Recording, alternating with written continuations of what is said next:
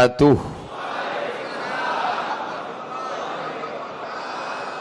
Bersyukur kepada Allah atas nikmat yang besar dengan sama-sama melafazkan Alhamdulillahi Rabbil Alamin. Berselawat kepada Rasulullah dengan ucapan Allahumma salli ala Sayyidina Muhammad wa ala ali Sayyidina Muhammad. Apa kabar bapak-bapak, ibu-ibu semua sehat? Semoga kita tidak termasuk orang yang sedang ketakutan dan cemas akibat apa yang sedang kita dengar beberapa hari ini. Karena kita bertawakal, tetap ikhtiar dan berusaha, semuanya kita serahkan pada Allah. La haula wa la quwata illa billahil aliyil azim. Masya Allah, masjid kita indah. Kalau dulu kita mendengar cerita bagaimana Ratu Balqis sampai ke istana Sulaiman, dia angkat ujung karena dia lihat di bawah seperti air. Ini Masya Allah, tadi saya hampir saya angkat juga celana saya. Ini, seperti air di bawah air, di atas awan. Kurang indah apa lagi? Fabi ayyi ala'i rabbikuma tukadziban. Nikmat apa lagi yang engkau dustakan? Di hari baik, bulan baik. Kenapa disebut bulan baik? Salasun mutawaliyatun, ada 3 bulan berturut-turut. Zulqa'dah, Zulhijjah, Muharram. Kemudian ada 1 bulan yang terpisah, ma baina Jumada wa Sya'ban. Itulah dia bulan Rajab. Rajab diambil dari kata tarjib. Padanan kata tarjib artinya ta'zim. Ta'zim artinya agung dan mulia. Bulan Rajab, bulan tarjib, bulan ta'zim, bulan yang dipilih untuk mengagungkan Allah Subhanahu wa ta'ala. Apa di antara amal yang paling afdal untuk mengagungkan Allah? Nabi pernah bersabda dalam hadis qudsi, Allah berfirman, as-sawmu li wa ana ajzi bihi. Puasa itu untukku dan aku yang membalasnya. Mengapa Allah menisbatkan puasa kepada dirinya, padahal dia maha mulia, dia tidak butuh, dia tidak perlu, dia tidak berhajat kepada sesuatu. Kalau saya berkata air ini untukku karena saya haus. Kalau saya berkata makanan ini untuk saya karena saya lapar. Tapi ketika Allah berkata as-sawmu li, langsung ditambah. As-sawmu li, puasa ini untukku. Allah tidak berhajat kepada puasa. Tapi Allah berkata puasa ini untukku karena ada 3 alasan. Yang pertama, Allah kalau mau memuliakan sesuatu, dia nisbatkan sesuatu itu kepada dirinya. Contoh hamba. Hamba sahaya, miskin, susah, melarat, tidak punya apa-apa. Bahkan dirinya pun tidak punya, dia punya tuannya. Tapi ketika hamba itu dinisbatkan kepada Allah, maka dia menjadi mulia. Hamba Allah, Abdullah. Rumah, biasa saja. Tapi ketika rumah itu dinisbatkan kepada Allah, maka siapa yang menodai rumah itu halal darahnya. Bait, rumah, dinisbatkan kepada Allah, Baitullah, maka rumah itu menjadi mulia. Kita sekarang sedang berada di Baitullah, masjid, rumah Allah. Maka ketika dinisbatkan puasa untukku, Allah ingin memuliakan ibadah puasa. Kenapa amal yang paling afdal adalah puasa? Karena berpuasa tidak bisa riya. Kalau sholat orang bisa riya, mempertunjukkan. Kalau di kamar dia sholat, iftitah, fatihah, ayat, 1 napas tembus. Tapi begitu sholat di depan orang banyak, Allahu Akbar, lama sekali. Ditanya orang, apa ayat yang kau baca? Lama sekali, tegak berdiri. Kul huwallah. Kenapa lama? Kuulang-ulang. Haji bisa riya. Karena ibadah haji orang paling tahu, tiap tahun selamatan. Berangkatnya 2030. Tapi semua orang tahu. Setelah pulang, kalau tidak disebut nama, cemberut. Yang terhormat Bapak Haji. Undangan mesti dibuat pakai spidol, Haji. 3 kali, hahaha. Yang ujung dalam kurung ONA+. Begitulah haji diketahui orang. Tapi puasa yang tahu hanya dia dengan Allah Subhanahu wa ta'ala. Itulah mengapa ibadah yang paling afdal adalah puasa. Yang ketiga, puasa paling minim tingkat kemampuan manusia melakukannya. Kalau sholat banyak orang sanggup. Kalau zakat orang-orang kaya bisa. Tapi puasa yang tulus ikhlas karena Allah, Banyak orang puasa tahan makan, tahan minum, tapi kalau sudah cerita tahan lidah, tahan pikiran, tahan hati. Makanya kata Nabi, rubba shaimin, berapa banyak orang yang mampu menahan makan dan minum, laisa lahu min siyamihi, tak dapat apa-apa illal ju', hanya lapar saja. Kenapa Ustaz tiba-tiba ingat puasa? Karena ini bulan yang disebut Nabi berurutan. Allahumma barik lana fi Rajab wa Sya'ban wa ballighna Ramadan. Berikan kami berkah di bulan Rajab dan di bulan Sya'ban, maka sampaikan kami ke bulan Ramadan. Dan hari ini kita sudah sampai pada tanggal Jumat 11, Kamis 10, Jumat 11, Kamis 10, Rabu 9. Berarti hari ini 9. Kok Ustadz ingatnya 11? 11 Rajab ibu saya meninggal. Enggak, saya tinggal. Saya ingat bulan Rajab, bulan mengagungkan, memuliakan Allah SWT. Yang sanggup melaksanakan banyak-banyak puasa di bulan Rajab, puasa. Saya nggak bisa puasa Pak Ustadz. Kenapa? Usus saya sudah hilang setengah. Jadi operasi, nggak bisa lagi puasa. Sebentar-bentar lapar, sebentar-bentar lapar, sebentar-bentar lapar. Harus makan terus. Nggak bisa kamu puasa, nggak bisa. Banyak-banyak sholat sunat. Sholat qabliyah subuh, sholat isyraq, sholat duha, sholat awabin, sholat qabliyah, sholat ba'diyah, sholat tahiyatul masjid, sholat sunat hajat, sholat sunat wudu, sholat sunat tasbih. Saya nggak bisa sholat sunat Pak Ustadz. Banyak berdiri, lutut sakit. Ini yang sebelah yang asli tulang, yang ini udah besi Pak Ustaz. Nggak bisa banyak sholat sunat, nggak bisa baca Quran, khatamkan Al-Quran. Habis sholat zuhur 2 lembar, habis asar 2 lembar, habis maghrib 2 lembar, habis isya 2 lembar, habis subuh 2 lembar, 10 lembar. Satu hari 1 juz, sebulan khatam 30 juz. Baca Quran pun nggak bisa juga Pak Ustaz. Setiap buka Quran lihat huruf titiknya udah titik bawah udah 3 nampak. Puasa nggak bisa. Puasa, sholat sunat enggak bisa juga. Baca Quran enggak sanggup juga. Kalau gitu pejamkan mata, duduk berzikir. Afdalul zikri la ilaha illallah, la ilaha illallah. Zikir pun enggak bisa juga Pak Ustaz. Mati aja lah. Tak ada lagi guna hidup lama-lama di dunia ini. Ngabiskan oksigen aja. Buat semak Bandung aja. Saudaraku yang dimuliakan Allah Subhanahu wa taala, jangan sampai hari-hari di bulan Rajab ini kosong, hampa, tak bermakna. Masya Allah, ternyata ibu-ibu ramai di luar. Saya tahu dari layar monitor. Gimana cara menyapa ibu-ibu ini? Kemana kameranya? Sana. Masya Allah. Ibu-ibu, kumaha atuh, damang. Udah, sampai itu aja. Ibu yang dimuliakan Allah Subhanahu wa taala. Ustaz Somad mesti tahu judul tausiahnya apa. Karena tidak boleh ceramah keluar dari yang sudah ditetapkan panitia. Indahnya kebersamaan dalam perspektif Islam. Lihatlah 3 orang yang beda. Yang satu menutup kepala dengan sorban, yang satu pakai peci, yang satu tidak tutup sama sekali. Tapi mereka tidak pernah saling menyalahkan. Apakah yang pakai sorban mengatakan Nabi tidak pernah pakai peci? Kalau pakai peci bid'ah, wa kullu bid'atin dhalalah wa kullu dhalalatin finnar. Tidak.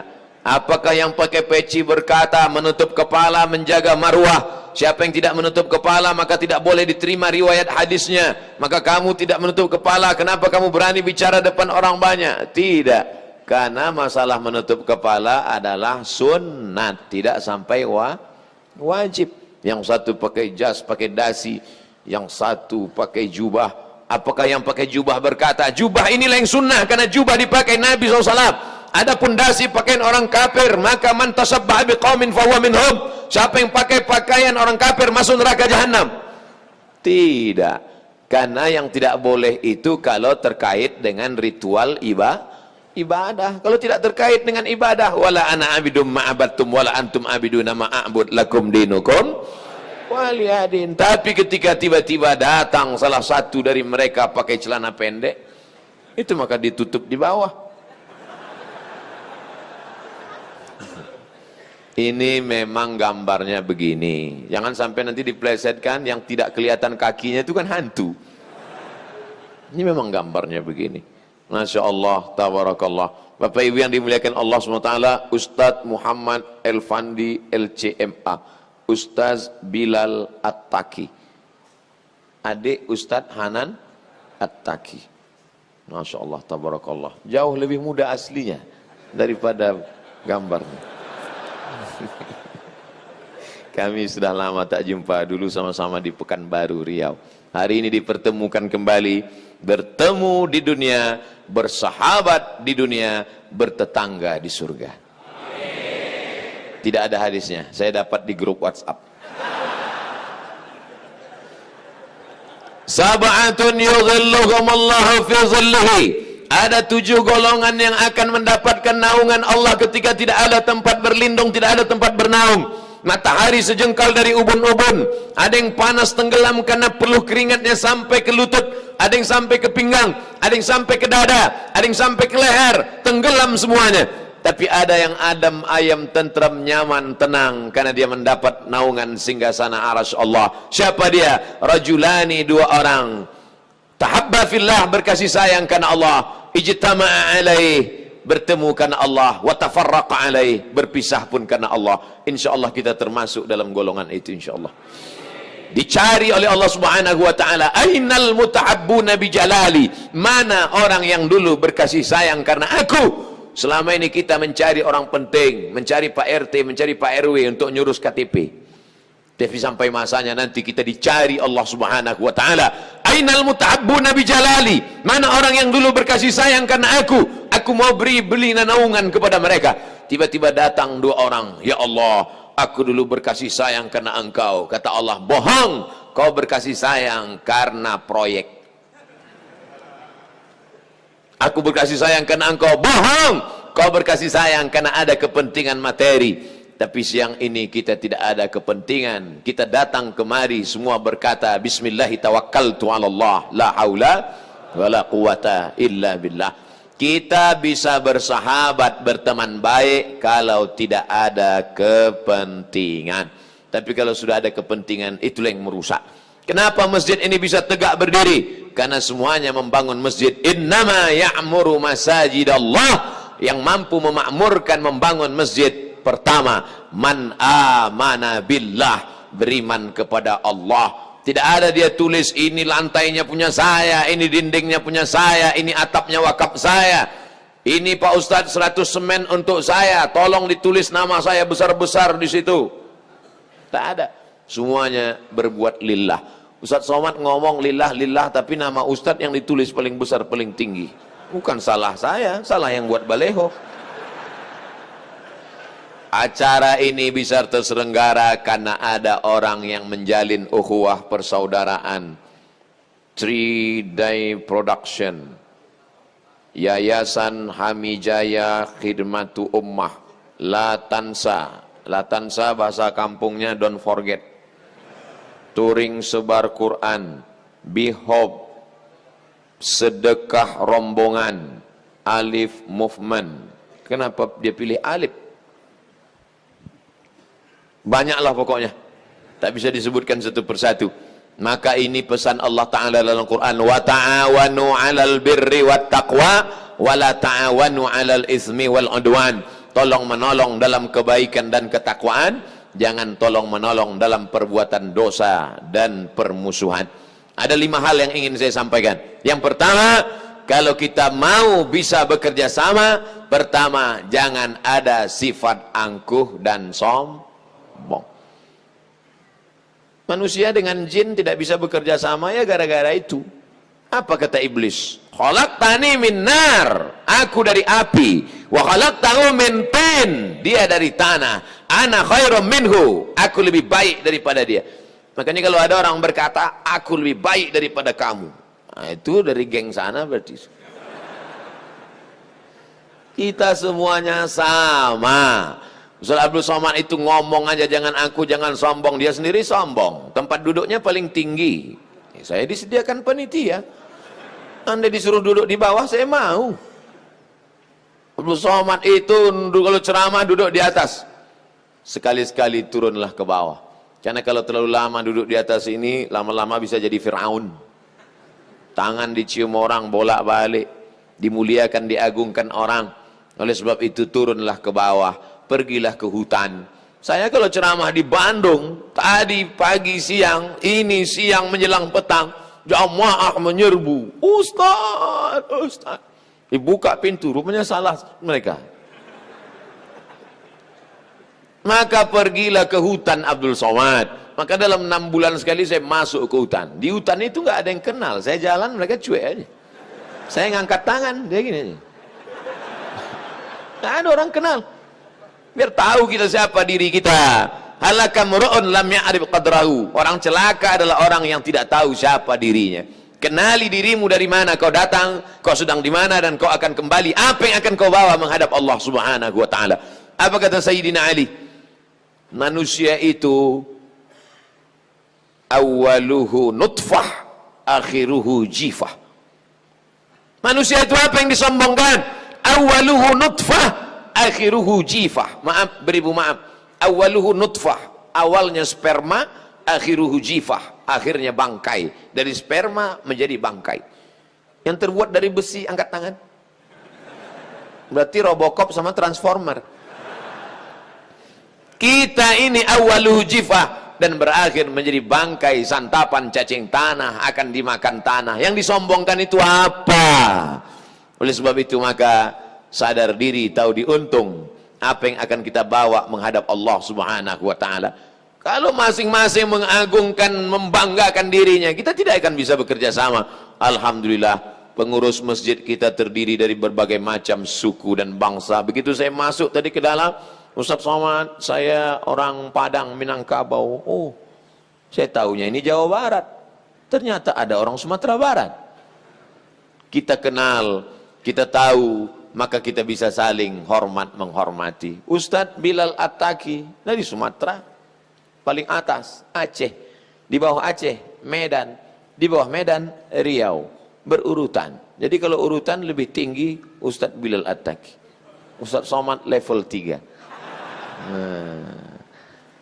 Yang kedua, setelah kita sadar kita dari mana, kita mesti kenal adat istiadat orang. Maka muncullah tata krama sopan santun. Yang kita ejek sepelekan orang.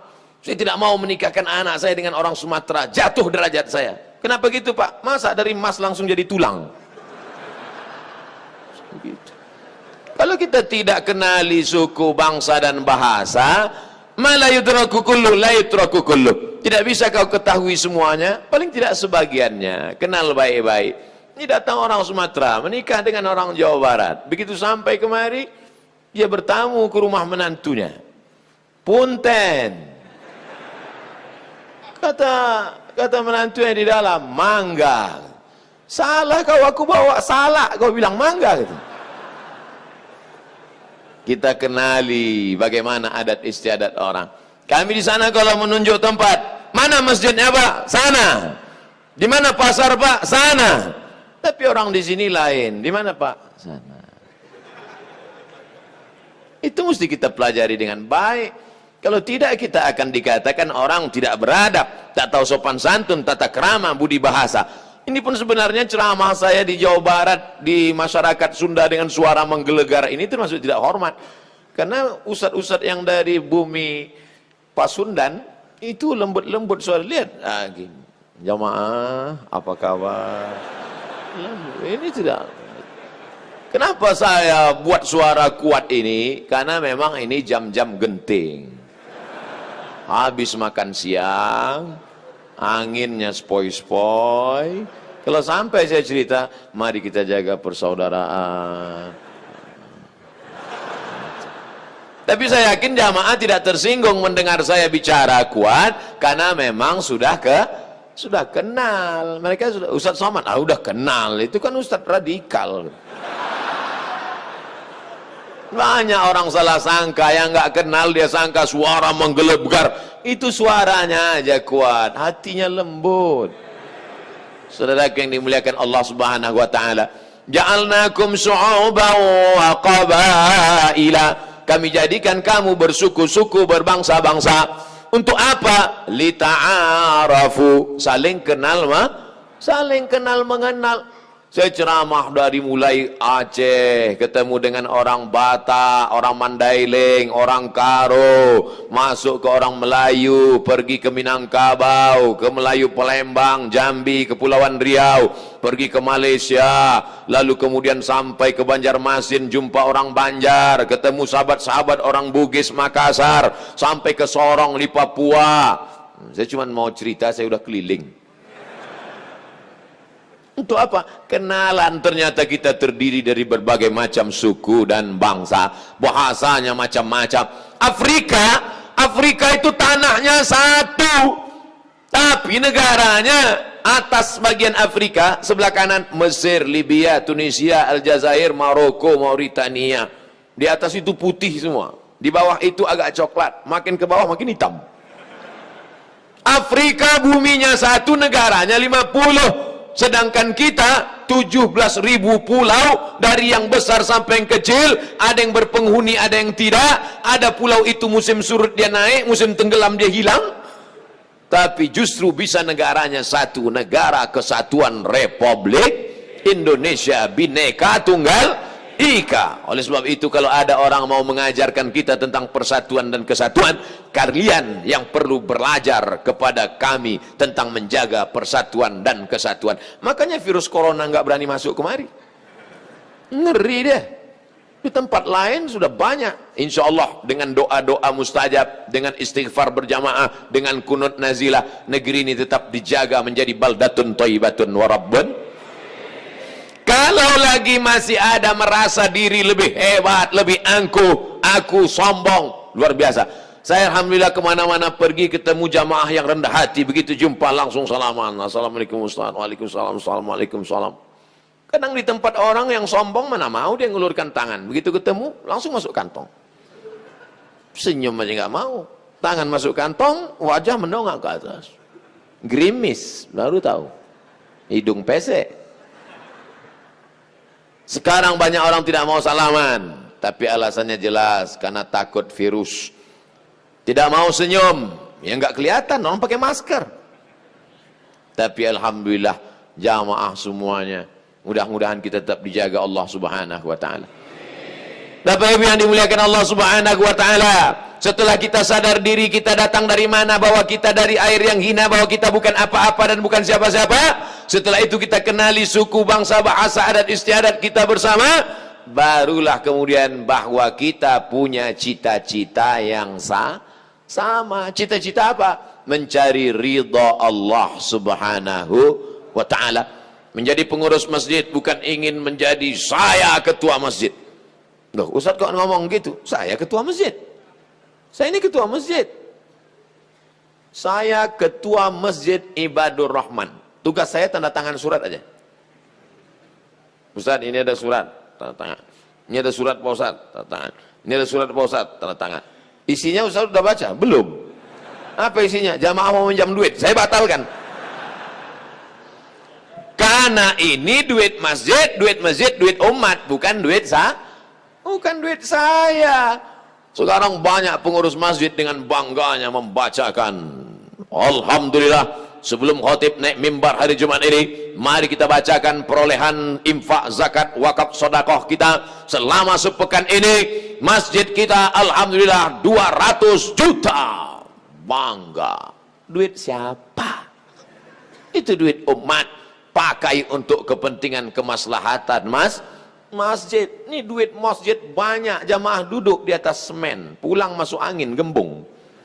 Belikan ke karpet. Lebih baik masjid ngumumkan, masjid kita hutang. Semua jamaah nunduk.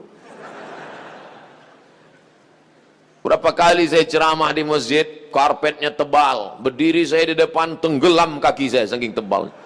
Masya Allah, tabarakallah. Gak lama saya ceramah, datang surat dari belakang. Mohon Ustadz penggalangan dana, karpet masih hutang. Tapi alhamdulillah sudah 20 menit saya ceramah, kertas belum ada datang. Berarti memang masjid ini gak punya hutang. Saudara yang dimuliakan Allah Subhanahu wa taala, kalau kita bisa bekerja sama, tidak ada sikut menyikut, barulah kita bisa mencapai tujuan bersama. Bersama-sama bekerja mencari ridha Allah. Ilahi anta maksudi, yang kami maksud hanya engkau. Wa ridhaka matlubi, ridhamu yang kami cari, bukan puja-pujian manusia, bukan hanya untuk membanggakan diri, tapi karena ingin menjadi pelayan agama Allah. In tansurullah, kalau kau tolong agama Allah, yansurkum, Allah akan menolong kamu pada saat tak ada yang bisa menolong. Yauma yafirrul mar'u min akhi, hari itu orang akan lari dari saudaranya. Wa sahibatihi wa ummihi wa abih, lari dari ibunya, lari dari ayahnya. Wa sahibatihi, lari dari istrinya, lari dari suaminya. Wa bani, lari dari anak-anaknya. Likulli imri'im minhum yawma idzin sya'nun yughnih, karena semua orang sibuk mengurus urusan masing-masing. Tapi ada yang akan menolong kita. Mana?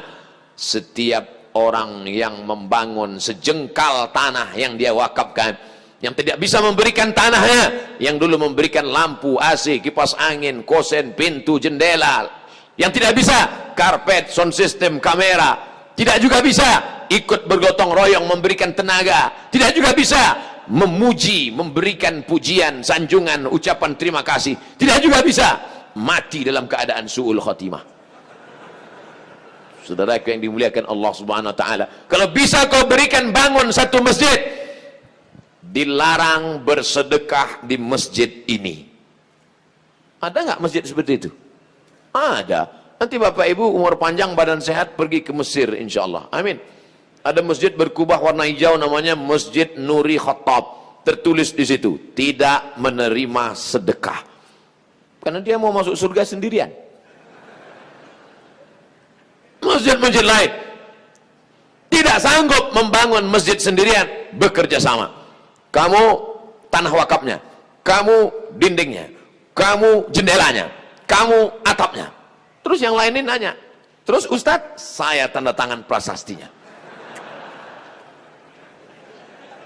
Saudara yang dimuliakan Allah Subhanahu wa taala, andai kau tidak bisa memberikan sesuatu, tabassumika fi wajhi akhika sadaqah, senyummu ke wajah saudaramu sedekah. Ngasih tanah nggak bisa, ngasih dinding nggak bisa, ngasih atap nggak bisa, ngasih lampu nggak bisa, datang senyum wajah cerah sedekah. Udah nggak ngasih tanah, nggak ngasih semen, nggak ngasih sedekah, datang petantang tenteng. Ini kelihatannya tiangnya miring ini. Ini nggak bener ini. Ini kalau ada yang model begini, antukkan kepalanya ke tiang. Jangan. Saudaraku yang dimuliakan Allah Subhanahu wa taala, jangan angkuh, jangan sombong, supaya kita bisa berjalan bersama. Kenali adat istiadat, sifat pribadi orang. Ada orang itu yang kalem, diam, nggak banyak ngomong. Tapi jangan kita katakan sombong, memang bawaannya begitu, diam aja. Kamu kenapa? Memang bawaan saya dulu dari dulu. Kamu kenapa? Panas dalam. Kamu biasa lancar ngomong, hari ini kok diam? Saya sakit. Badanmu sehat, sakit apa? Saya malu ngatakannya. Sakit apa? Nanti kamu ketawa. Enggak, janji. Oke, sakit apa? Udah sebulan nggak bisa kentut. Kan janji nggak ketawa, kan ketawa juga. Saudara yang dimuliakan Allah Subhanahu wa taala, jangan ada suudzon. Setelah kita kenal bersama, tujuannya sama, barulah kita tetapkan. Kita bersama, ketua, sekretaris, bendahara, seksi-seksi, yang mengurus, yang mengundang, yang menjemput, yang menyiapkan makanan, minuman, semuanya, sound system, kamera. Lalu kita bekerja sama. Tapi tidak semuanya tampil ke depan. Yang tampil ke depan hanya yang ada di baleho ini saja. Padahal yang membuat acara ini terwujud, terselenggara, siapa yang paling besar jasanya? Itu yang masang tenda di luar. Tapi tidak ada gambar pasang tenda di sini. Berapa kali saya ceramah di masjid, gambar semua ketua, sekretaris, bendahara. Ya nggak apa-apa, orang yang nyetak baleho duit dia. Tapi hari ini saya tidak tahu mana gambar ketua, mana sekretaris, mana bendahara. Yang ditulis adalah gambar. Dan yang paling tinggi dibuat Ustadz Abdul Somad. Mereka sebenarnya cuma ingin menyenangkan hati. Biarlah badan kau kurus, tapi kami buat kau tinggi di atas. Idkhalus surur fi qulubil mu'minin, menyenangkan hati orang beriman. Senangkan saja hatinya, insya Allah Allah akan senangkan hatimu. Lapangkan hati orang lain, insya Allah Allah akan lapangkan pula hatimu. Apalah sulitnya itu? Bapak Ibu yang dimuliakan Allah Subhanahu wa taala, tujuan hidup kita tidak lain semuanya adalah mencari ridha Allah. Yang kaya, cari ridha Allah dengan hartamu. Yang punya kekuasaan, cari ridha Allah dengan jabatan kekuasaanmu. Dengan ini DPRD, bupati, wakil bupati, wali kota, gubernur mengeluarkan peraturan daerah, pergub, peraturan gubernur, peraturan bupati, anak-anak sekolah pendidikan agama dibebaskan biaya pendidikan. Setuju? Yang bilang setuju itu yang punya jabatan aja.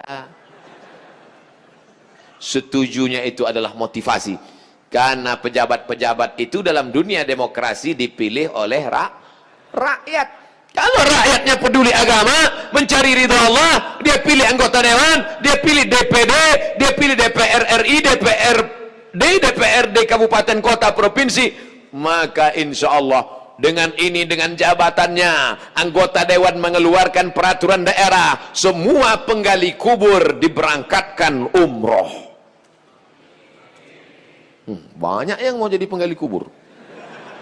Banyak orang nggak peduli, Pak, tapi mereka ikhlas karena Allah. Dia gali 2 meter kali 1 meter, masuk ke dalam 170, dimasukkan ke dalam. Dia cuma dikasih nasi bungkus. Pernah kita peduli pada mereka? Sampai sekarang mereka belum ada komunitasnya. Belum ada Persatuan Penggali Kubur Indonesia. Ketua, sekretaris, bendahara, seksi-seksi, nggak ada.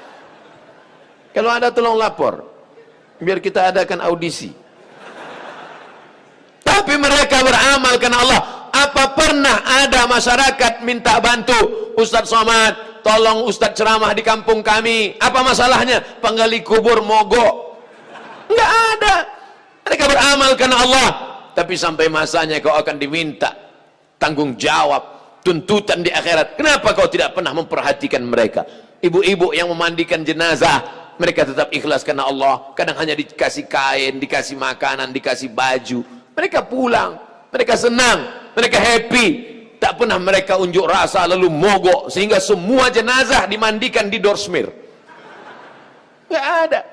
Maka kalau kau punya jabatan kekuasaan, pakai tanda tanganmu untuk menolong mereka.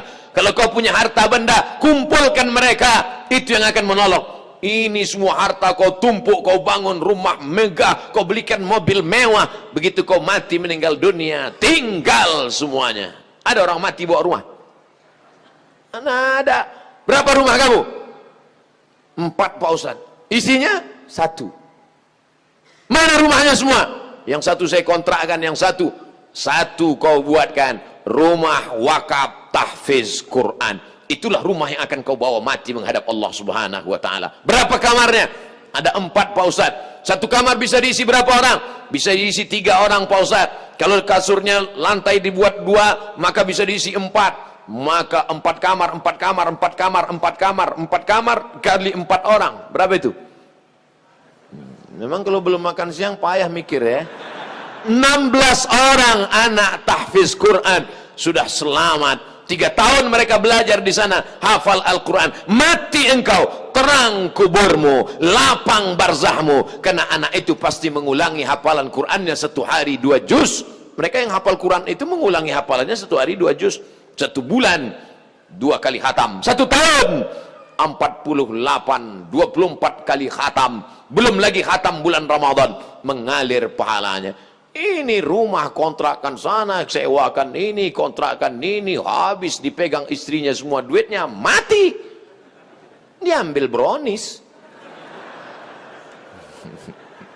Hari ini Bapak boleh tersenyum, tapi dalam perjalanan pulang Bapak mulai mikir, betul juga kata Ustaz. Tapi ibu-ibu jangan takut, saya bukan provokator. Jangan gara-gara ini Bapak lalu nggak mesra lagi. Mama, pantasan kamu selama ini ya udah disiapkan brownies ya, bukan itu maksudnya. Bapak Ibu yang dimuliakan Allah, siapa itu orang yang cerdas? Orang cerdas bukan yang IP-nya 4. Orang yang cerdas bukan orang yang hebat otaknya. Kata Nabi, orang yang cerdas al-kayyis, orang yang cerdas mandana nafsahu, yang mampu menekan hawa nafsunya, wa amila lima ba'dal maut. Dia berpikir apa investasi yang dia siapkan setelah mati. Itu tujuan hidup kita Bapak Ibu. Menjadi pengurus masjid, tujuannya apa amal kita setelah mati. Menjadi orang tua, tujuannya apa amal kita setelah mati. Anak-anak muda yang hadir ini, insya Allah inilah yang akan mendoakan orang tuanya, Rabbighfirli wali walidayya warhamhuma kama rabbayani shaghira. Saya bangga hari ini karena yang hadir ini saya lihat banyak yang muda-muda. Mustahil mereka datang ke masjid kalau orang tuanya memberi makan haram. Uang sekolahnya haram, sarapannya haram, breakfastnya haram, lunchnya haram, dinnernya haram. Haram, otaknya pun haram. Mati masuk neraka jahanam. Tapi begitu dikasih makanan halal, dia pulang kuliah bawa sepeda motor naik angkot, dia lihat ada baleho, hadiri tablik akbar pengajian Ustadz Abdul Somad di Masjid Multazam. Dia pun segera datang. Kata orang Multazam itu pendek Pak Ustadz, lebarnya cuma 2 meter. Inilah Multazam yang paling besar. Multazam tempat terkabulnya doa yang hanya dari Hajar Aswad ke pintu Ka'bah. Mau masuk ke sana 4,7 juta jamaah haji yang mau berdoa di situ. Banyak orang yang sholat di depan Multazam itu salamnya cuma satu. Assalamualaikum warahmatullahi wabarakatuh. Langsung berdoa di situ. Ustaz Somad, katanya dinding Ka'bah itu wangi. Iya. Kenapa waktu itu saya nggak wangi? Kamu berdoanya matanya terbuka apa tertutup? Tertutup. Berarti kamu di belakang orang Afrika.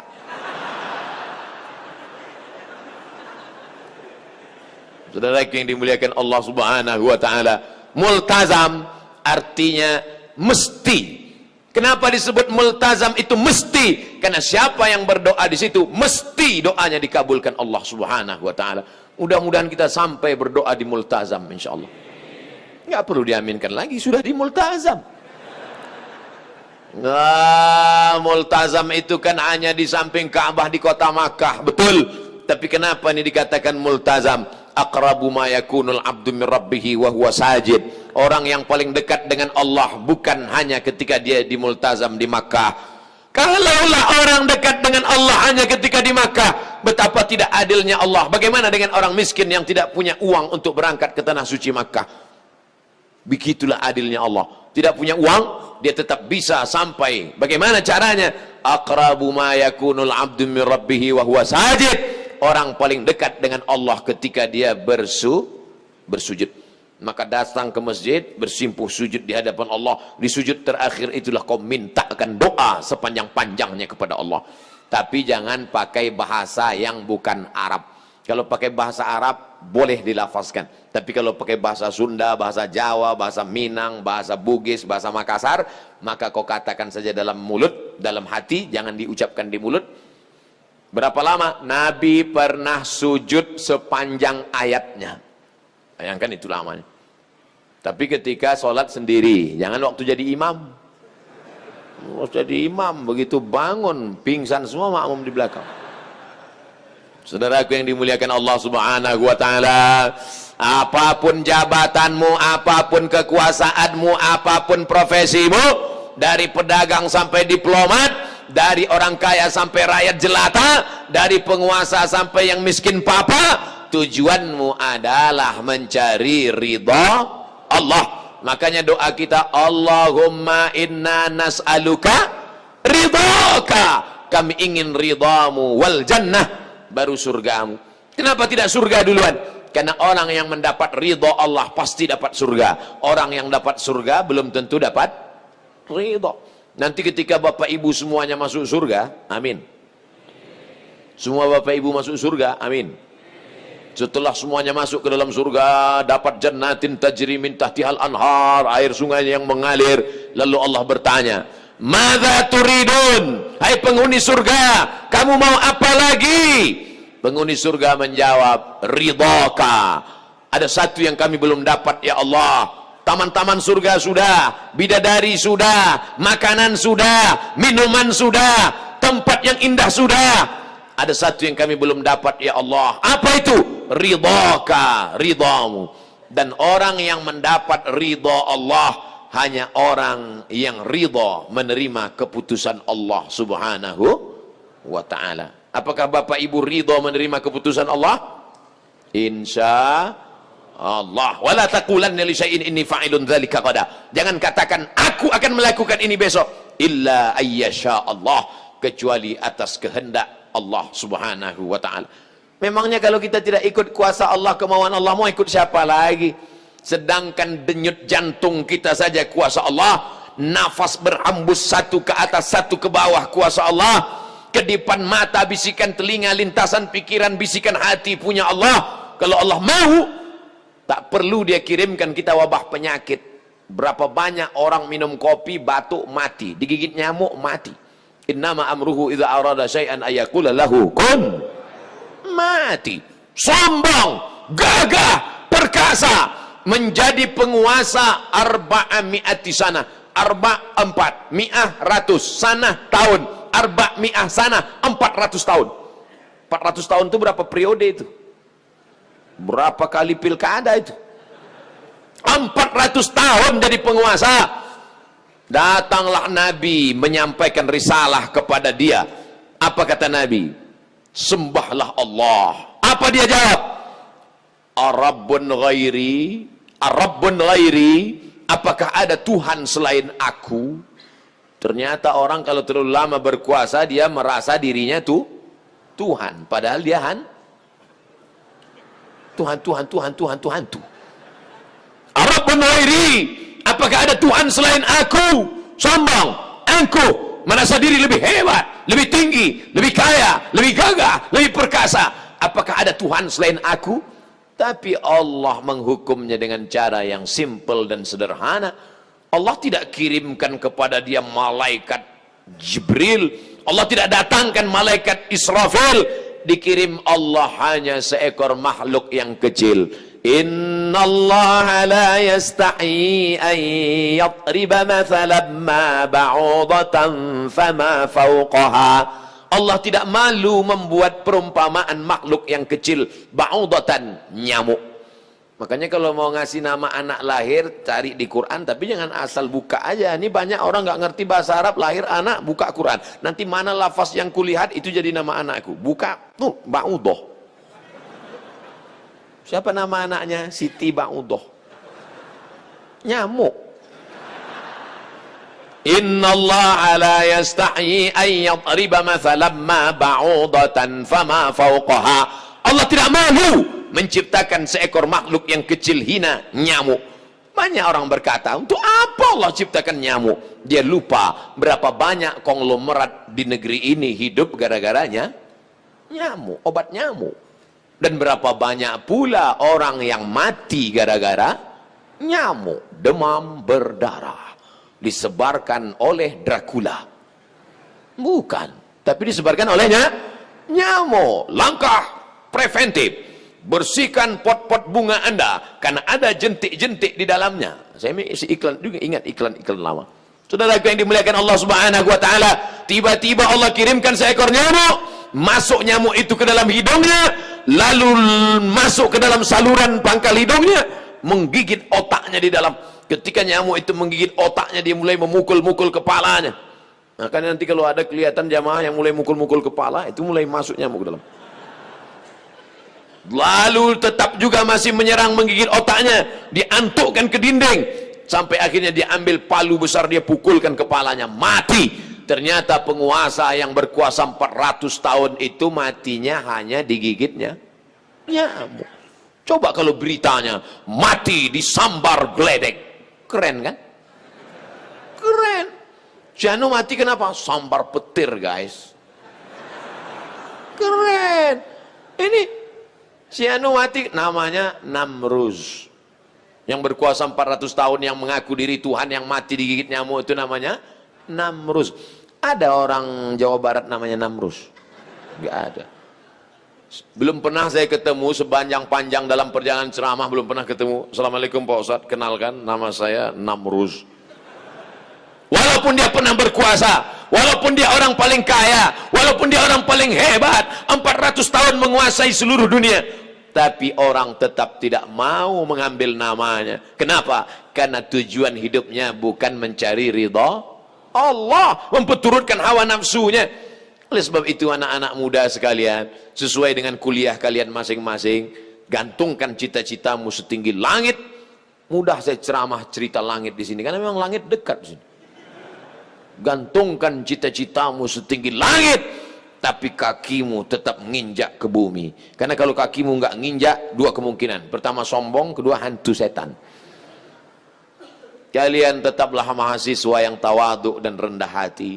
Di mana kalian pergi menghormati orang tua, membanggakan. Kalau belum sanggup membahagiakan orang tua, jangan pernah menyusahkan mereka. Siap? Ini banyak anak-anak muda ini pulang ke rumah nyusahkan aja. Tertulis di keningnya, troublemaker. Belum dia pulang kampung, baru namanya aja muncul ke handphone, kumat darah tinggi emaknya. Langsung lihat namanya, ini pasti masalah ini anak. Na'udzubillah. Saya kemarin baca berita seorang anak minta siapkan tas sama emaknya. Mak, siapkan tas, saya mau pergi keluar kota. Tiba-tiba emaknya sambil masak, sebentar nak, lambat. Akhirnya dipukulnya kepala emaknya. Saya membaca itu, hampir saya banting HP saya. Untung saya ingat, ini HP banyak nomor di dalam. Masih ada anak durhaka pada orang tua hari ini. La ilaha illallah Muhammad Rasulullah. Ingatkah engkau 9 bulan 10 hari kau di dalam perutnya? Bukan kau di dalam tabung gas 9 kilo. 2 tahun kau disusukannya. Walaupun kau sekarang sudah bapak-bapak, sudah orang tua, tetap mengalir darahnya dalam badanmu. Sampai mati kau tetap adalah anaknya. Di dalam badannya engkau adalah bagian dari tubuhnya. Kau tinggal di dalam badannya 9 bulan 10 hari. Setelah itu kau keluar disusukannya. Kalau mau dia dimasukkan yang kau kresek, dibuangnya ke parit, sudah lama kau jadi sampah, dimakan anjing kurap. Tapi dia masih sayang, dia masih cinta, karena kasih sayang ditanamkan Allah ke dalam hatinya. Kenapa tiba-tiba tak ada rasa kasih sayang dalam hatimu? Oleh sebab itu, Masya Allah, tabarakallah, anak-anak muda yang hadir ke masjid ini adalah anak-anak yang berbakti kepada orang tua, Insya Allah. Apa bapak pejabat bisa mencari ridha Allah dengan jabatannya? Bapak-bapak yang kaya bisa mencari ridha Allah dengan kekayaannya. Kalian anak muda, jabatan belum ada, kekayaan masih belum nampak. Apa yang bisa kalian buat? Ridha Allah fi ridhal walidain. Ridha Allah terletak pada ridha orang tua. Wa sukhutullah fi sukhutil walidain. Murka Allah terletak pada murka kedua orang tua. Yang keempat, kita bisa bekerja sama kalau kita tidak sikut menyikut. Kalau mampu jadi imam, maju ke depan. Kalau tidak sanggup jadi imam, siap jadi makmum. Kalau suaramu bagus, kumandangkan azan. Kalau suaramu tak bagus, bersihkan WC. Jangan diletakkan di depan menendang ke belakang, diletakkan di belakang menanduk ke depan. Kalau ada di antara jamaah begitu mentalnya, diletakkan di belakang, nanduk ke depan, diletakkan di depan, nendang ke belakang. Sabar. Idul Adha, Bismillahirrahmanirrahim, Allahu Akbar. Itu yang sesuai sama dia. Sifat-sifat kebinatangan itu dibuang pada saat hari raya Idul Adha. Semua orang ikut menyaksikan penyembelihan.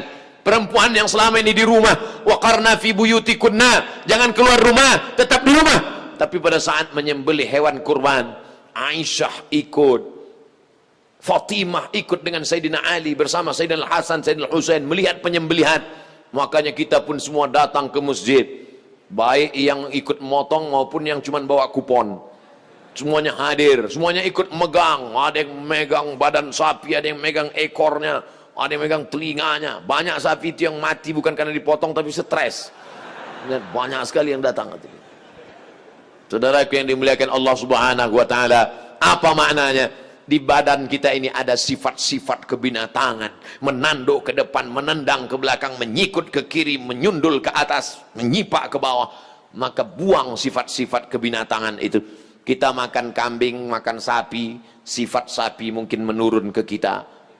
9 sapi di sebelah, 1 sapi dipotong. Ketika sapi yang dipotong ini meregang nyawa, keluar darahnya, mengerang, minta tolong. 9 sapi yang ada di sebelah cuek sambil makan rumput. Mau mati-matilah, bukan urusanku. Sifat itu sekarang ada pada diri umat Islam. Mati saudaranya di Uighur, bukan urusan saya. Meninggal syahid saudaranya di India, bukan urusan saya. Saya kan orang Sumatera, saya kan orang Jawa, saya kan orang Sunda, itu orang India. Kami berbeda bangsa, betul. Tapi kita sama-sama la ilaha illallah Muhammadur Rasulullah. Lalu maksud Ustaz apa? Apakah kami perlu meledakkan kedutaan India? Bukan. Kan itu maksud saya. Tapi kita berusaha menyadarkan umat. Kalau sampai kita tidak peduli kepada keadaan umat, man lam yahtam bi amril muslimin, siapa yang tak peduli kepada keadaan umat Islam, falaysa minhum, maka dia bukan golongan umat Islam. Lalu kalau bukan golongan umat Islam, kita golongan siapa? Kita insya Allah tetap menjadi umat Muhammad sallallahu alaihi wasallam. Oleh sebab itu, kalau tidak sanggup memberikan uang, man jahaza ghazian faqad ghaza, bantu belikan obatnya, kirim kepada relawan-relawan. Tidak sanggup, paling tidak ad-du'a silahul mu'min, doa senjatanya orang beriman. Saya di setiap khutbah Jumat tak pernah lupa saya sampaikan itu di khutbah yang kedua. Allahumma ansuril Islam wal muslimina fi Falastin. Allahumma ansuril Islam wal mujahidin al mustad'afina fi Uighur, fi Rohingya, fil Hind. Fil Hind artinya fi India.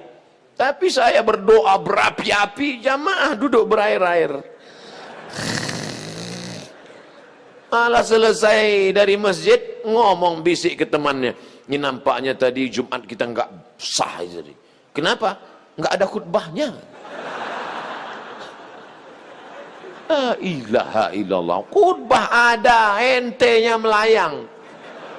Saudara yang dimuliakan Allah subhanahu wa ta'ala, kalau hanya 2 rakaat salat, maka 2 rakaat qabliyah ba'diyah cukup.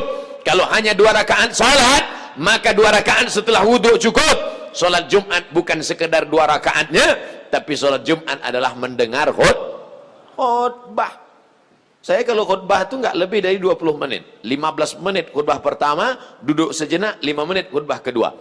Kenapa Ustaz khutbah nggak pernah lama-lama? Karena saya merasakan penderitaan salat Jumat yang luar biasa.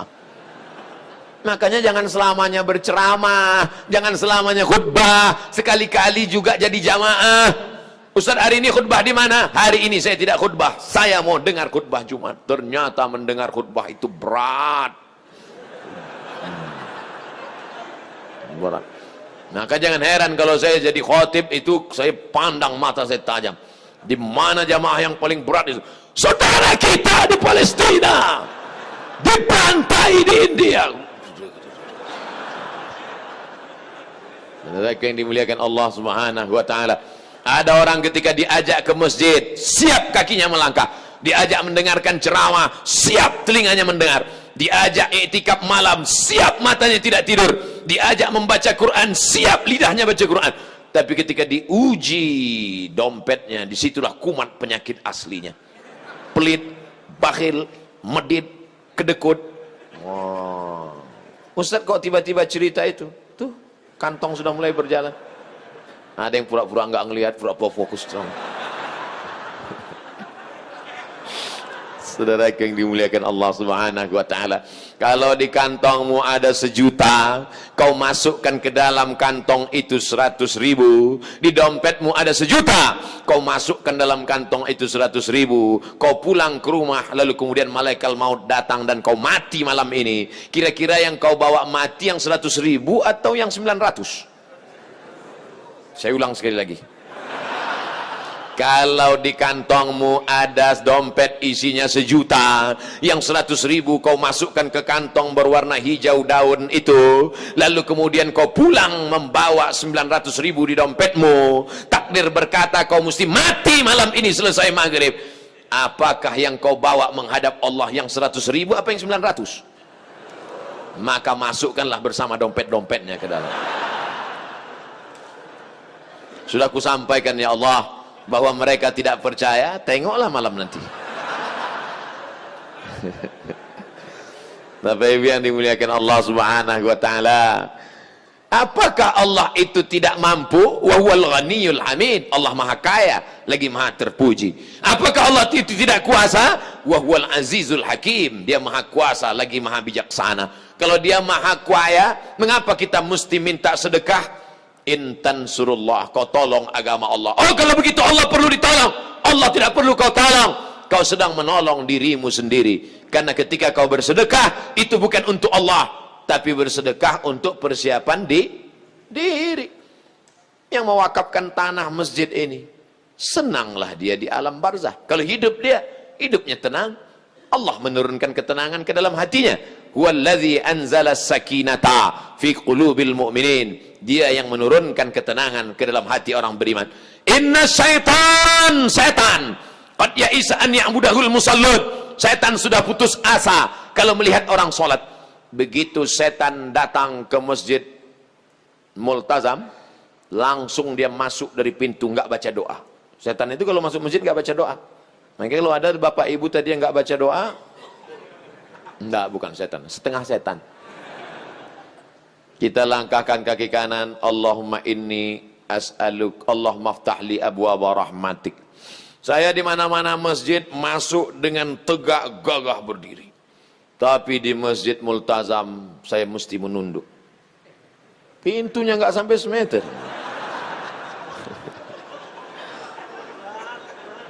Itu pelajaran Bapak Ibu, kalau mau dihormati orang, buatlah pintu pendek di rumah. Siapapun yang datang bertamu ke rumah Bapak Ibu, pasti dia akan menunduk. Saudaraku yang dimuliakan Allah Subhanahu wa taala, apa maknanya? Setan kalau sudah melihat orang sholat, setan putus asa. Aku tidak bisa menggoda mereka lagi untuk menyembah Lata, Uzza, Manat, Hubal, Jibti, Taghut, Naham. Walakin fit tahrish. Tapi setan menggoda dari pintu yang lain. Dia goda lewat pintu permusuhan. Sesama orang yang sholat, imamnya sama, kiblatnya sama, bacaannya sama, fatihahnya sama, tapi dalam hatinya bercokol, sikut menyikut. Masuk masjid yang dilihat bukan shop, tapi yang dilihat lawan saya di mana. Oh, dia di sana, saya di sini. Dia di sini, saya di sana. Tom and Jerry.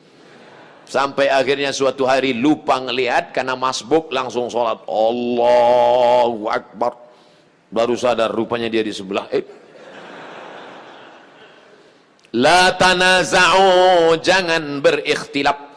Fatabshalu, kamu akan gagal. Wa tadhhaba rihukum, dan kamu kehilangan semangat. Kamu kelahi sama dia gara-gara apa? Sepele, hanya gara-gara bismillah. Yang satu bismillahnya jahar, bismillahirrahmanirrahim. Yang satu alhamdulillahirrabbilalamin. Pas rapat nyindir. Ustaz Somad, boleh nanya? Boleh. Apa hukumnya kalau imam kita nggak pandai baca basmalah? La ilaha illallah Muhammadur Rasulullah. Ini masalah khilafiyah, remeh temeh sepele. Kalau masjid kita dari awal dulu memang bismillahnya jahar, ya teruskan jahar. Kalau memang dari awal pembangunannya masjid itu baca bismillahnya sir, teruskan sir. Kalau memang masjid itu dari awalnya baca kunut, teruskan kunut. Kalau memang tidak berkunut, tidak usah pakai kunut. Yang pakai kunut mazhab Syafi'i dengan mazhab Maliki. Yang nggak pakai kunut mazhab Hanafi dengan mazhab Hambali. Saudi Arabia, Makkah Al-Mukarramah sejak 1924 rezim King Abdul Aziz pakai mazhab Hambali, maka nggak pakai kunut. Idza qanata, kalau imammu berkunut, maka berkunutlah makmum. Angkat tangan, aminkan 5 kali. Allahumma hdina fi man hadait, amin. Wa afina fi man afait, amin. Wa tawallana fi man tawallait, amin. Wa barik lana fi ma a'tait, amin. Wa qina bi rahmatika syarra ma qadait, amin. Sisanya kalau kau hafal, ikut baca. Fa innaka taqdi wa la yuqda 'alaik wa innahu la yadhillu man walait wa la ya'izzu man adait. Tabarakta rabbana wa ta'ala. Falakal hamdu 'ala ma qadait. Nastaghfiruka wa natubu ilaik. Tutup dengan salawat. Wa sallallahu ala sayyidina Muhammadin nabiyil ummi wa ala alihi wa sahbihi wasallam. Kalau enggak hafal, diam aja. Enggak perlu kau gerak-gerakkan mulut. Hanya supaya disangka temanmu kau hafal. Karena kita mencari ridha Allah, bukan mencari ridha teman. Tapi kalau saya diundang ceramah di suatu kota, saya nggak tahu masjid ini gimana awalnya, saya nggak mau maju jadi imam. Ustaz, silakan jadi imam.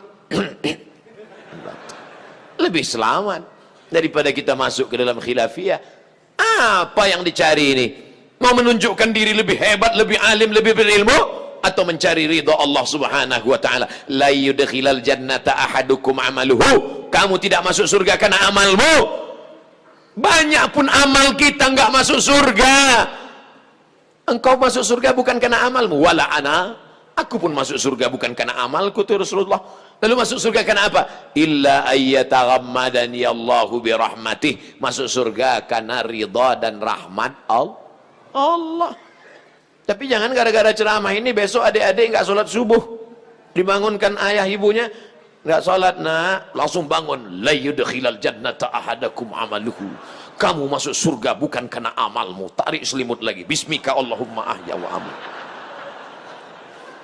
Kita tetap sholat subuh berjamaah ke masjid, tetap hadir pengajian dengan para habaib, alim ulama, guru-guru. Tujuannya untuk mencari ridha dan rahmat Allah. Buka Quran pertama kali yang disebut rahmat, Bismillahirrahmanirrahim. Ada orang mati yang didoakan rahmat, Allahumma ighfir lahu warhamhu. Doa di antara dua sujud minta rahmat, Rabbil firli warhamni. Ya Allah, berikanlah kami rahmat. Amin. Ada ibu-ibu satu diam aja dia. Ibu nggak minta rahmat. Aku udah dapat kata dia. Rupanya nama suaminya Pak Rahmat. Bapak Ibu yang dimuliakan Allah Subhanahu wa taala. Tadi saya mulai tausiah pukul 1 tepat, sekarang sudah sampai jam 2 sesuai yang tertulis di botol 600 ml. Tapi Ustadz baru sampaikan 4. Yang kelima apa? Kita akan bisa bekerja sama kalau saling mendoakan. Selesai tausiah tanya jawab, habis itu Ustadz Somad pulang. Tidak tahu entah kapan kita akan berjumpa, tapi kita tidak berpisah karena kita tetap bersama dalam doa. Jadi kami doakan Ustaz Somad, doanya pakai ring 1 ayah ibu, Rabbi firli wali walidayya warhamhuma kama rabbayani shaghira. Ring 2 anak dan istri, Rabbana hab lana min azwajina wa dzurriyyatina qurrata a'yun waj'alna lil muttaqina imama. Ring 3 teman sahabat dan tetangga, Rabbana ighfir lana dzunubana wa li ikhwanina alladzina sabaquna bil iman wa la taj'al fi qulubina ghillan lil ladzina amanu rabbana innaka raufur rahim. Ring 1 udah, ring 2 udah, ring 3 udah. Ustaz Somad ring 4. Matikan Ustaz Somad dalam husnul khatimah. Tak lebih tak kurang daripada itu. Apa ibu yang dimuliakan Allah Subhanahu wa taala. Ustaz enak aja tadi pakai bahasa Arab. Kami enggak hafal bahasa Arab. Doa enggak usah pakai bahasa Arab, pakai bahasa Indonesia. Ya Allah ampunkan ring 1, ring 2 dan ring 3.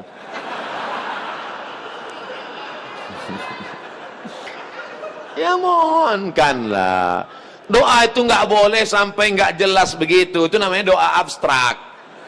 Tapi doa juga nggak terlalu detail. Ya Allah, selamatkan blok C nomor 3, nomor 4, nomor 5 saja, nomor 6 jangan. Pak RT, Pak RW yang kemarin RW sana jangan. Boleh doa nggak boleh dikapling-kapling. Ini banyak anak-anak muda sekarang doa singkat. Doa saya Ustaz singkat padat. Ya Allah, rasanya tak perlu kusebutkan satu persatu. Karena ku yakin kau tahu yang ku mau. Apa ini doa? Tapi doa juga nggak terlalu detail. Ya Allah, ini ada tanah yang mau dijual 25 meter kali 30. Sebelah kanan dengan Pak Wakil Bupati, sebelah kiri dengan Pak RT, sebelah depan jalan, terletak strategis, harga masih nego. Insya Allah kalau 5 ini kita jaga, maka kita insya Allah masih bisa bekerja sama di dunia, sampai di akhirat kita masuk ke dalam surga Jannatul Firdaus bersama Rasulullah sallallahu alaihi wasallam. Jamaah yang masuk surga, kloter nomor 30, jamaah Masjid Multazam Bandung. Masuk. Yang pertama masuk ketua, sekretaris, imam, security, panitia, pemasang baleho, umbul-umbul, kameramen, masuk semua. Yang mengupload ke Instagram, Twitter, BBM, WhatsApp, masuk semua. Tamu-tamu VVIP belakangan. Masuk semua. Ustaz Abdul Somad paling ujung. Pas ditanya, ini jamaah Multazam? Enggak. Kenapa masuk sini? Pernah ceramah sekali. Masuk. Itulah gunanya bersama dengan orang-orang soleh. Kita jawab pertanyaan. Seringkali teman yang berbeda agama mengucapkan selamat ketika Idul Fitri. Bagaimana sikap kita untuk membalas hal seperti ini agar tidak dicap sebagai kelompok yang sempit dan fanatik buta? Sampaikan ke dia, brother, kau saudaraku satu bangsa dan setanah air. Aku tidak bisa mengucapkan selamat Natal Karena bagi kami Nabi Isa itu bukan Tuhan, dia adalah Nabi utusan Allah. Dan bagi kami dia tidak lahir tanggal 25 Desember. Kuharap kau tidak tersinggung dengan ini. Kalaupun kau tersinggung, ya nggak apa-apa. Saya punya sahabat tidak Islam, tapi saya sampai hari ini masih teman baik. Dan dia tidak tersinggung karena dia tahu keyakinan saya. Itulah makna persahabatan. Persahabatan itu seperti kepompong. Berawal dari ulat menjadi kupu-kupu. Persahabatan itu kan saling memahami, saling mengerti. Bukan kita mengorbankan akidah kita. Bukan berarti dia ucapkan Idul Fitri 1 Syawal, mohon maaf zahir dan batin, lalu kita balas dengan ucapan yang sama. Tapi di hari baik, di hari yang lain, saya tetap datang bersilaturahim. Saya tetap datang berkunjung ke rumahnya.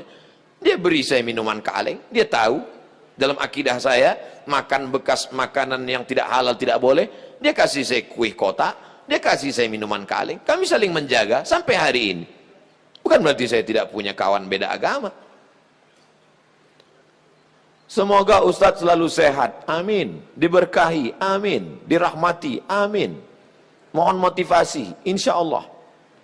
Pemuda yang berhijrah terkadang merasa putus asa karena selalu teringat dosa di masa lalu. Kalau kau masih ingat dosa, alhamdulillah. Yang khawatir justru kau nggak ingat dosa. Setelah hijrah kau merasa sudah menjadi penghuni surga, yang lain masuk neraka. Setelah hijrah, bapaknya masuk neraka, emaknya masuk neraka. Yang masuk surga cuma dia, istrinya sama gurunya. Di kaplingnya surga itu. Memang dia panitia akhirat. Orang yang diterima taubatnya ketika dia mengenang dosa-dosanya di masa lalu, maka hatinya hancur lebur, air mata tak tertahan menetes. Itu orang yang taubat nasuha. Ini sekarang punya banyak juga yang hijrah ini. Ustadz, saya ini dulu nakal. Kartu kuning sudah datang. Banyak juga saya ketemu orang yang sudah hijrah taubat. Apa kata dia? Ustadz, saya ini semua minuman sudah saya minum, semua perempuan sudah saya rasa, dari Afrika sampai Eropa. Ente taubat apa bangga? Dosa kok bangga? Ini yang taubatnya diterima Allah SWT. Rasa takut kepada Allah. Apa tujuan puasa 30 hari? Ya ayyuhalladzina amanu kutiba alaikumusyamu kama kutiba alal ladzina min qablikum la'allakum takut. Wahai engkau saudaraku, engkau sudah punya rasa takut dalam hati. Dengan bekal takut inilah engkau akan masuk ke dalam surga Allah Subhanahu wa taala. Ada orang minta jasadnya dibakar, abunya di laut dihanyutkan. Kenapa? Karena dia takut. Sebelum zaman Nabi Muhammad SAW, karena dia takut kepada Allah. Kata Allah Subhanahu wa taala, karena dia takut kepada aku, masukkan dia ke dalam surga aku. Makanya di antara doa, Allahumma qasim lana min khasyatika ma tahulu bainana wa baina ma'asik. Tanamkan rasa takut ke dalam hati kami, sehingga dengan rasa takut itu kami tidak jadi melakukan perbuatan dosa. Pak Ustadz, tadi saya ke mall, terus tiba-tiba datang cewek ngasih nomor, dia ngajak saya jalan, terus tiba-tiba datang rasa takut saya, Pak Ustadz. Akhirnya saya nggak jadi jalan. Takut sama siapa? Sama suaminya.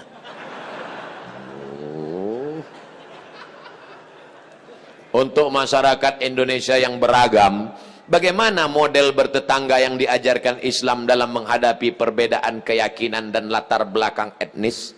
Saya nyewa rumah ngontrak di Mesir di lantai bawah.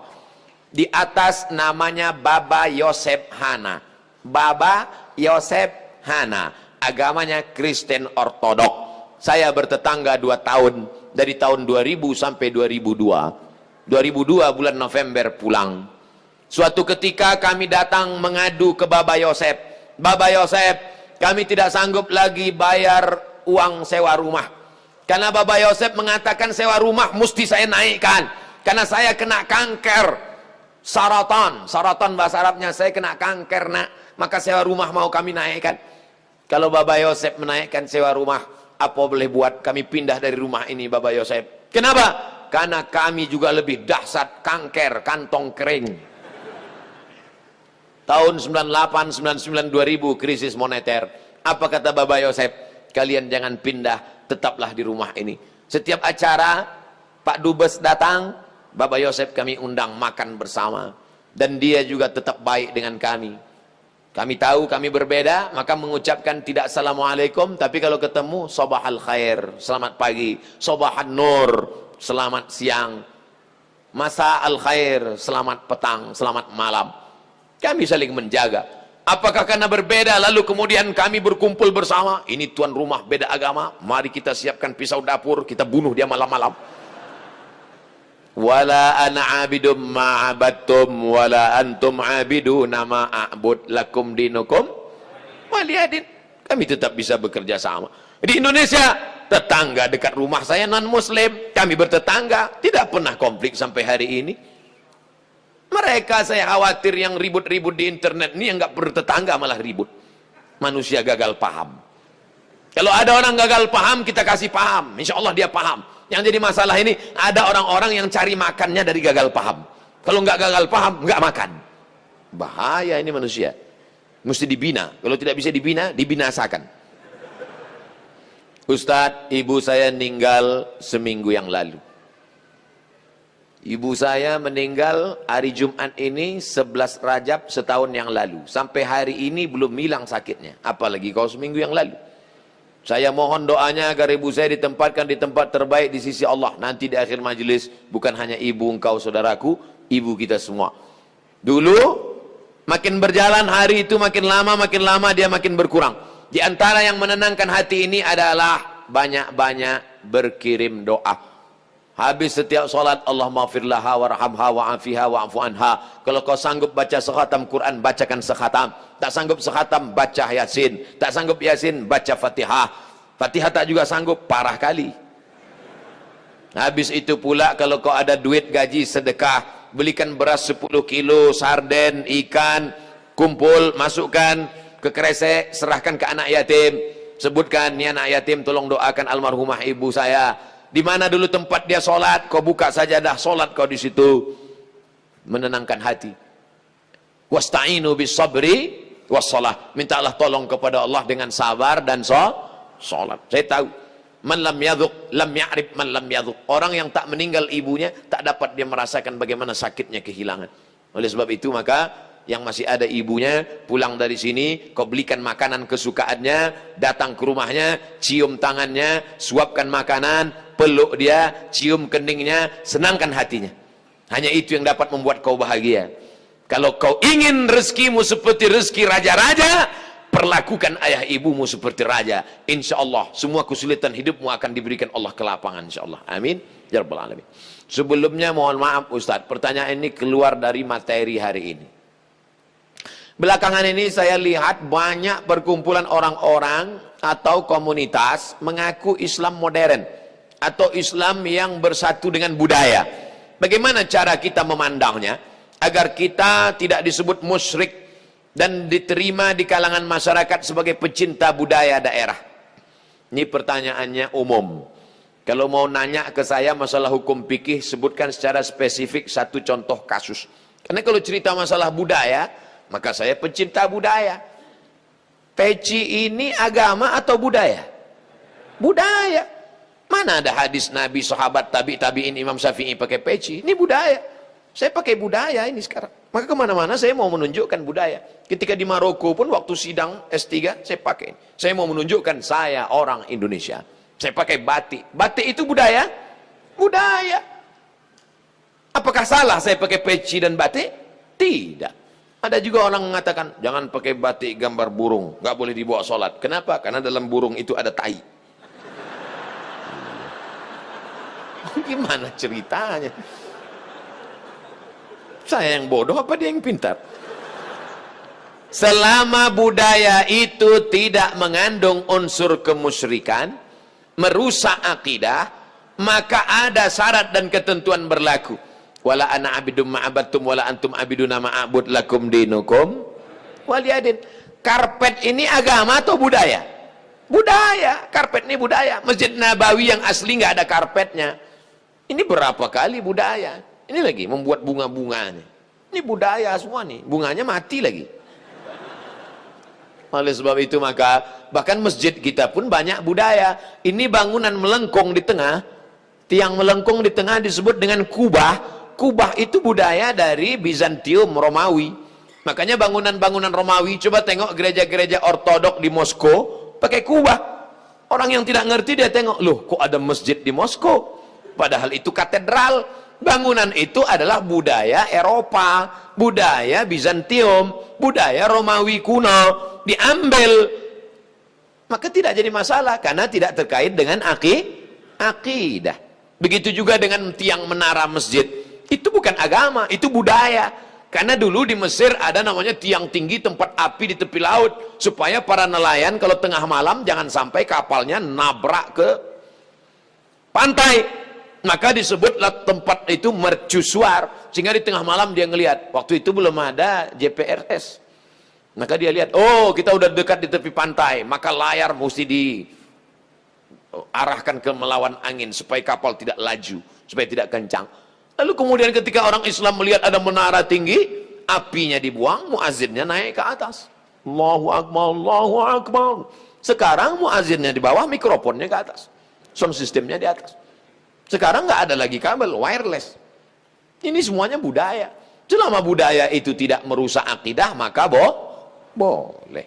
Yang nggak boleh itu budaya celana pendek. Kenapa? Karena melanggar syariat Islam. Nampak pangkal paha dan lutut, tidak sah salat. Selama budaya tidak melanggar akidah, maka dia boleh dilaksanakan. Budaya itu apa Pak Ustaz? Hasil cipta karya karsa manusia yang tidak ada wahyu di dalamnya. Pak Ustadz, saya mau tanya, kenapa hati saya selalu gelisah? Padahal saya sudah perbanyak istighfar. Tolong masukannya. Semoga Pak Ustadz selalu dilindungi Allah Subhanahu wa Ta'ala. Di mana letak gelisah itu? Di dada sebelah kiri. Nama tempatnya jantung. Tapi ada yang bilang hati Pak Ustadz. Kombinasikan aja dua. Jantung hatiku. Berdegup dan berdetak di sebelah kiri. Coba rasakan. Bagi yang tak merasakan, lapor ke panitia. Kain kapan sudah siap? Makanya kadang kita bangun tidur, nggak ada angin, nggak ada hujan, risau, suntuk di dalam. Tapi begitu kita ambil wudhu, sholat, terasa dia seperti kopi yang habis diaduk, tiba-tiba bening. Ala bidzikrillahi tatmainnul qulub. Dengan banyak berzikir mengingat Allah, maka hati akan menjadi tenang. Ya muqallibal qulub, wahai engkau yang membolak-balikkan hati, tsabbit qalbi, kokohkan hatiku, ala dinik wa ala ta'atik. Apakah materi bisa menenangkan hati? Tidak. Materi hanya bisa menenangkan materi. Materi lambung. Lambung hanya bisa ditenangkan dengan materi. Apa dia? Nasi uduk, ayam penyet, ayam pop, ayam mati. Tapi non materi hanya bisa ditenangkan dengan agama. Makanya orang-orang ateis yang tidak beragama, hidupnya sempit, kata Allah, ka'annama yas'adu fis sama, seperti terbang. Kita kalau naik pesawat, terbang, take off, itu dada terasa sempit. Begitulah orang yang tidak berserah diri kepada Allah, sempit. Akhirnya mereka mencari ketenangan kemana? Sabu-sabu, pil anjing gila, sakau, penjara, kalau ketangkap BNN, mati. Angka bunuh diri terbesar di dunia bukan di Republik Indonesia, bukan di Asia, tapi justru di Eropa dan Amerika, karena mereka meninggalkan agama. Stres, depresi, mobil mewah tapi nggak bisa tidur malam, jam 2 malam stres, depresi. Makan obat tidur, tidur, bangun tidur, stres lagi, bangun tidur, tidur, mati. Sementara kita tenang. Begitu datang ke masjid, duduk, ngelihat muka ustadz, tertidur. Panitia penutup, bangun. Fabi ayyi ala'i rabbikuma tukadziban. Nikmat tidur apalagi yang kau dustakan? Orang barat setengah mati makan pil tidur supaya bisa tidur. Nama penyakitnya insomnia. Orang kita baru ngelihat. Berikut ini mari kita dengarkan tausiah. Demikianlah tausiah ini saya sampaikan. Bangun lagi. Kurang apa lagi? Maka kalau ada teman di sebelah tidur, biarkan. Dia sedang mensyukuri nikmat Allah Subhanahu wa Ta'ala. Jadi Pak Ustadz jawabannya, perbanyak zikir. Siapa yang bersolawat 1 kali 1 hari 1000 kali, maka sebelum mati dia melihat tempatnya dalam surga. Siapa yang meriwayatkan itu? ditulis oleh Syekh Ali Jum'ah Mufti Mesir, diriwayatkannya dari beberapa riwayat kitab-kitab sahih. Jadi kau beberapa kali istighfarnya, coba amalkan ini, 1 kali 1000 kali, 1 hari 1000 kali. Beli tasbih yang ujungnya ada 10, 100 kali putar. Allahumma sholli ala sayyidina Muhammad wa ala ali Muhammad. Allahumma sholli ala sayyidina Muhammad. Kadang-kadang belum sampai 200 kau udah tertidur. Bangun lagi, sambung lagi. Allahumma sholli ala. Malu bawa tasbih, pakai tasbih digital yang pencet itu. Allahumma sholli ala sayyidina Muhammad. Allahumma sholli ala. Tapi pelan-pelan. Kadang ada yang pakai tasbih itu. Macam makan bakwan kepanasan. Bagaimana hukumnya mengambil uang suami tanpa persetujuan suami untuk ditabungkan demi kepentingan rumah tangga? Ini namanya gerakan ibu-ibu kreatif. Ketika Nabi Muhammad SAW sedang duduk di atas bukit Safa pada tahun 8 Hijrah, rekonsiliasi kota Makkah, Nabi pulang ke kota Makkah. Maka ketika Nabi sedang duduk, datang seorang perempuan. Nama perempuan itu Hindun. Dia tutup wajahnya karena dia malu kepada Nabi. Hindunlah dulu yang mengunyah jantung Hamzah karena dendam kesuma. Lalu Hindun berkata, suamiku inna Aba Sufyan rajulun syahih. Wahai Rasulullah, suamiku itu Abu Sufyan orangnya pelit, medit, kedekut, bakhil. Apa lagi? Bapak ibu hafal seterusnya. Apa kata Nabi SAW? Ambillah uang dia selama untuk mencukupi kebutuhan engkau dan anak-anakmu. Ini kabar gembira bagi ibu-ibu sekalian. Tapi ingat, mencukupi. Nah, standar di Bandung saya tidak tahu berapa keperluan, karena beda harga makanan di Bandung dengan di Riau. Kalau di Bandung ini standarnya 3 juta, tiba-tiba si bapak cuma ngasih 1 juta, ibu boleh ambil 2 juta lagi. Sambutan yang luar biasa. Mana dalilnya?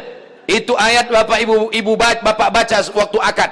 Wa ashiruhunna bil ma'ruf. Pergaulilah mereka dengan ma'ruf. Ma'ruf diambil dari kata urf. Urf artinya tradisi setempat. Dasar pengambilan hukum dalam Islam ada 10. Quran, hadis, ijma', qiyas, syar'u man qablana, saddu zara'i, qaulu sahabi, istihsan, istishab. Urf. Urf artinya standar umum di kota Bandung berapa. Kalau umumnya di Bandung ini 5 juta, ternyata selama ini dia kasih 2, berarti ibu bisa ambil 3 menurut standar dan ketentuan berlaku.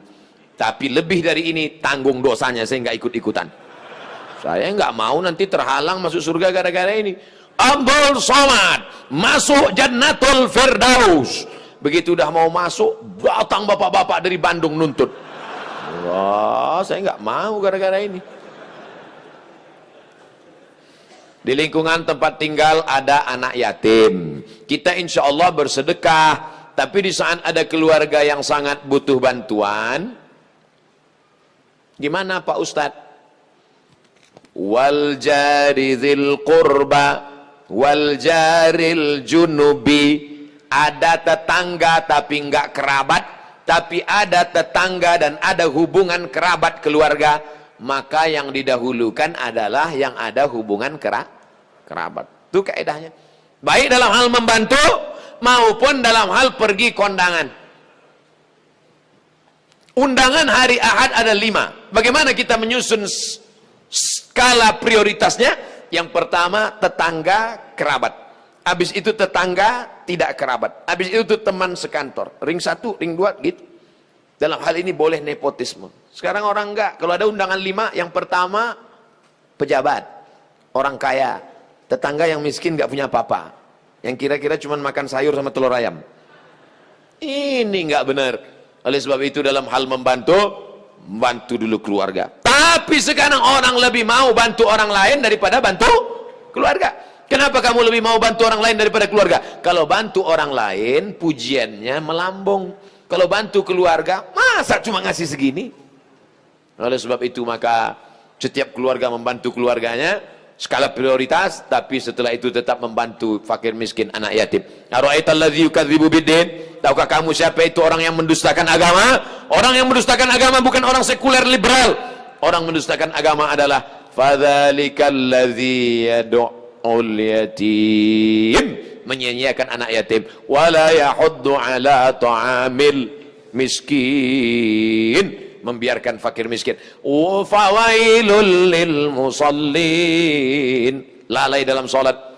Alladzina hum an salatihim sahun, alladzina hum yura'un, riya, wa yamna'unal ma'un, melarang orang berbuat baik, tolong menolong. 5 ini mudah-mudahan kita tidak termasuk dalam pendusta agama. Ustadz, tolong doakan muslim saudara kita di India. Itulah senjata kita terakhir. Kalau ada lembaga-lembaga yang terpercaya memberikan dana, maka kirimkan dana untuk membantu rumah mereka yang yang terbakar, saudara mereka yang terkapar, rumah mereka yang hancur, sumur bor, sekolah anak-anak pengungsi. Dulu Suriah, Palestina, Bosnia Herzegovina, Uighur, Rohingya. Coba perhatikan. Palestina, Bosnia Herzegovina dibantai oleh Slobodan Milosevic, Ali Izzet Begovic, ambis presidennya. Matang Uighur, datang Rohingya, sekarang India. Walaupun berbeda-beda tempat, tapi substansi maknanya sama. Mengapa mereka disiksa? Pertama, karena mereka lahir dalam keadaan la ilaha illallah Muhammadur Rasulullah. Yang kedua, karena mereka minoritas. Di mana-mana kalau kita minoritas, habis kita dibantai. Tapi kalau kita mayoritas, maka kita selalu menjaga kedamaian, keselamatan. Karena kita adalah agama Islam. Islam berasal dari kata salam. Salam artinya damai.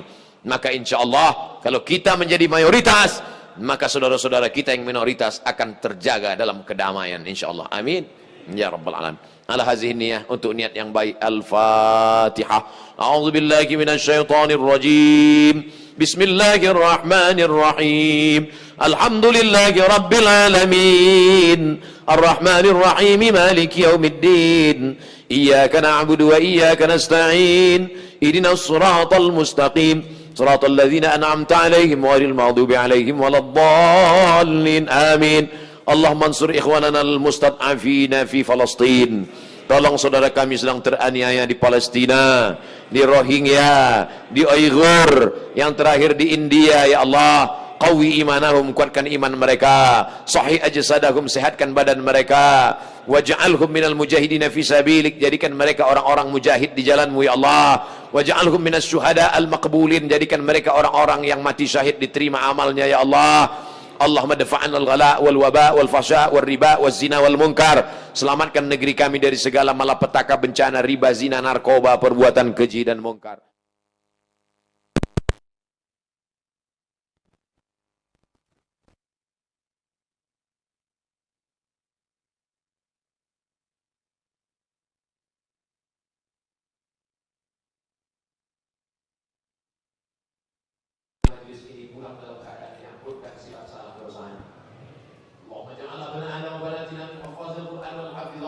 Jadikan anak-anak kami menjadi para penghafal Al-Quran. Innal mujahidina fisabilika bi amwalihim wa anfusihim. Mereka menjadi pejuang menolong agamamu dengan harta dan nyawa mereka ya Allah. Allahumma ja'al akhir kalamina inda intiha'i ajalina. Jadikan akhir kalam kami ketika ajal kami tiba, saat malaikat maut mencabut nyawa